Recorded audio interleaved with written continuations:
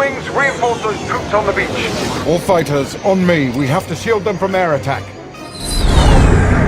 Troop reinforcements! Here we go!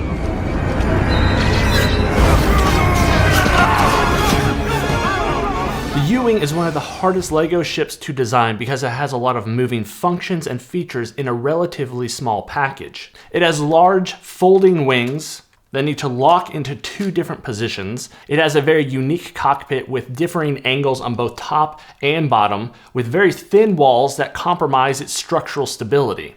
It has thin sliding doors on both sides of the ship, and it has an accommodating interior for troops and two pilots in the front. This wish list of features is all accounted for in this updated U-Wing build of mine, and you'll notice that the two biggest updates for my U-Wing is this very sleek cockpit that utilizes a Speed Champions windscreen and these angled wings that now have a snot technique that better portrays the angle of the wing.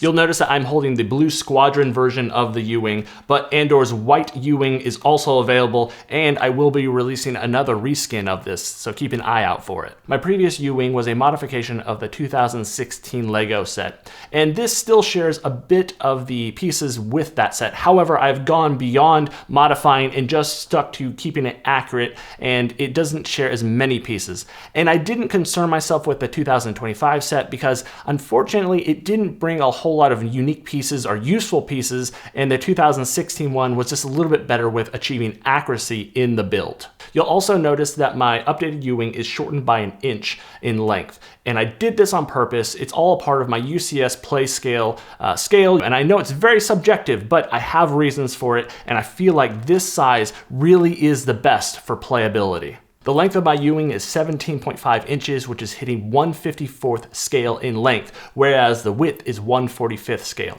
And this blends really nicely with my other ships. And so my Blue Squadron is looking really good next to each other. The X-Wing's not too long, and the U-Wing is clearly outsizing it, but they look really good, and the playability, and you can swoosh these together in one in each hand. The B-Wing is another ship that really pushes the dimensions of the width, and you can see that next to the U-Wing, it still looks really great. The U-Wing's still bigger as it should be. My Y-Wing's another good comparison, and you can start to see the Rebel fleet really starting to evolve next to each other, and we don't see them on screen together, but I think this really works well. And the TIE Fighter also is a great accompanying ship, and I'm gonna definitely have to make a TIE Striker in the future for the Battle of Scarif.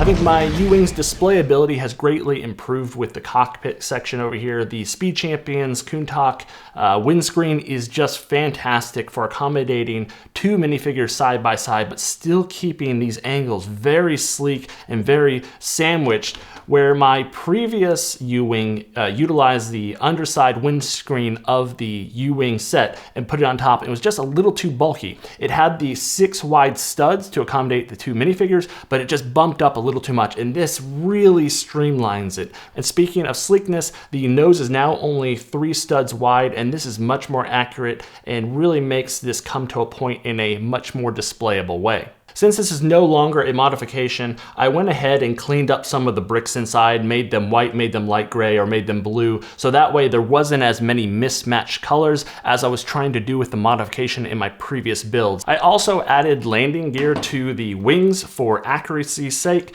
and this is really not necessary. It does not need stability for these wings. They are perfectly fine holding up by themselves, but now those landing gear are protruding out when it's in landed position. It is nice to have if you're going to display it or have troops running out from the ship as it is landed at your base. And I think this is a really cool feature that didn't compromise really much stability at all with these gear.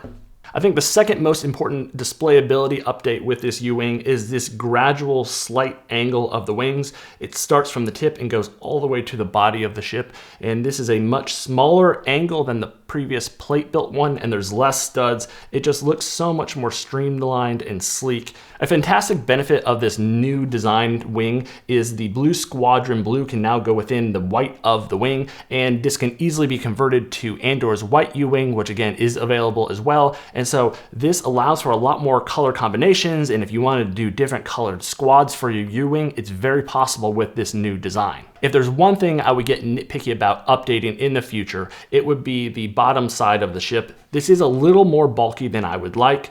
However, it is to accommodate the play features of sitting the troops inside there and the structural stability. So this was sacrificed at the cost of keeping this structurally sound and playable, and I think it's worth the cost. I don't put as much emphasis on the bottom of my ships, and I do realize this is a little wider and it should be kind of angled a little more at the edges. However, I still think this is really great and I really like it, especially for what it allows me with stability and playability. Troop reinforcements! Here we go!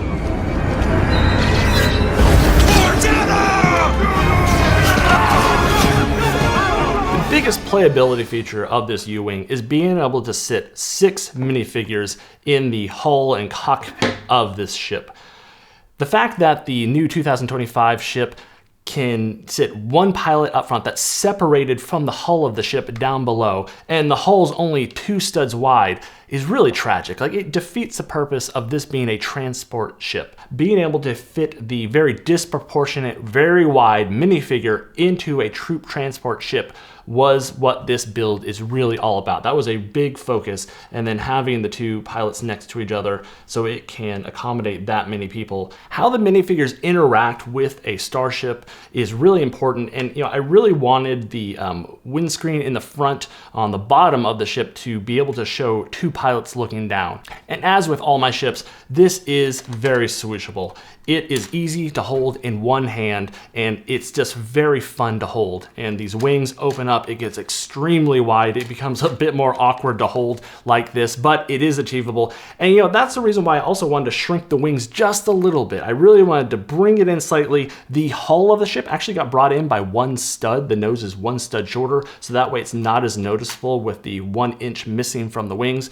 But the wings now feel better as I'm swooshing around with one hand, and I've noticed that really it doesn't cross my chest all the way to where my other arm is free to hold another ship. And I think that kind of playability is important with these Star Wars ships, and it allows for one-handed swooshability. That's something I discovered with this ship and makes it very unique. Is it's really pushing the boundary of length, and I want this to be one-handed swooshable, and I think I've achieved it, and the 17.5 feels really good.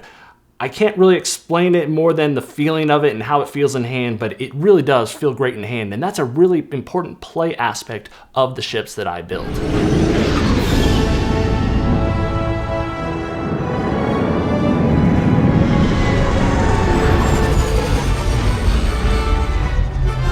Like I said earlier, I do wish that the bottom of this ship did have a bit more sleekness to it. However, this is held up by a Technic frame, and it allows for a really structurally sound build. I can hold it like this, I can swoosh it around, it's not gonna fall apart. It's not as structurally sound as the play sets that we get from Lego, but you can see these Technic beams and these Technic pins that run in, and there's one in the back as well, where it becomes very structurally sound. It does require you to have a little more width so these sliding doors work. So the functionality and the stability of the ship does sacrifice a little bit of the displayability, but in this case, I think it's worth it. You may be wondering how the wings hold up with their structure. I think they're great. They're maybe less strong than the previous wings with the plate built, but I really don't notice much of an issue with these wings, and I even added, this landing gear. It doesn't seem to compromise the strength and stability of this build all that much. And the cockpit did improve not only in its displayability, but its structural stability as well. It sits very flush, whereas the other one previously just kind of got held in place. This one is held on by 1 stud, and you can turn it upside down. It doesn't fall off. It's really fantastic.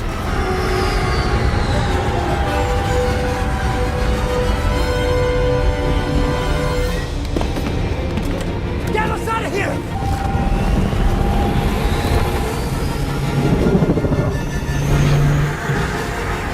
I've already talked about ingenuitive ways I've redesigned this ship, But I think the important thing to emphasize is look for new pieces to update old builds. Because when I originally made my U-Wing, which was before I was posting stuff up on YouTube and Rebrickable, I did not have access to the Speed Champions windscreens. I did not have access to these slopes over here on the wings. So seeing new pieces and how they develop the meta of LEGO and the mock community is really important. Staying up to date on new pieces can really strengthen and improve new builds. And now people who have bought my old U-Wing have access to this new design. And that's how I'm gonna keep things going forward with designs that I reiterate and just update, modify a little bit. So when I was designing this set, I did not take value into heavy account. I did not make this a modification. Typically when I make a modification, I try to use as many pieces from a particular set and put it into the build. I didn't worry about that. I just tried to make it accurate with the scale and sizing that I was going for. And I was pleasantly surprised to see that you can get a little over 900 pieces for around $100. And I say that very lightly because I've had the prices really fluctuate. When I was testing it out, when I was building it, I got as low as $75 between maybe 5 stores. So that's a lot of stores, a lot of shipping. But then today when I tested the Blue Squadron, I got around 115 between 3 stores. So it really varies. I had someone else in the UK say they got it for around 75. By the way, if the brick economy gets kind of crazy with certain pieces, let me know. If there are rare parts on any of my mocks, I'd like to know about it because, you know, as mocks get older, certain pieces become outdated and they're harder to get. So I might be motivated to update my mocks because then it motivates you guys to buy my mocks if they're at a better value. So keep me updated if that is the case with this build or any of my builds because I would be interested to know.